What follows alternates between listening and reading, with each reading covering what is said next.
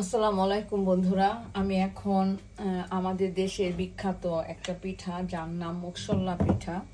আমি এই পিঠাটা বানাবো, তার জন্য আমি এখানে দিয়েছি 1 লিটারের মতো পানি, আর এখানে দিব আধা কিলো চিনি, সামান্য অয়েল দিব, মতো সামান্য একটু নুন দিব, সামান্য একটু খেজুরের গুড় দিব ঘেরান হওয়ার জন্য।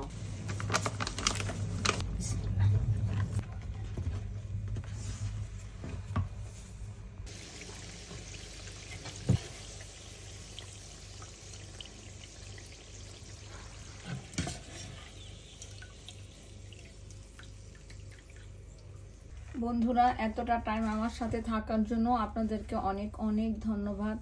এভাবে আপনারা পিঠাটা বানাবেন, যদি আপনাদের ভালো লাগে অবশ্যই আমাকে বলবেন। আপনারা সবাই ভালো থাকেন, আপনাদের জন্য দোয়া করছি, আমার জন্য দোয়া করবেন। আল্লাহ।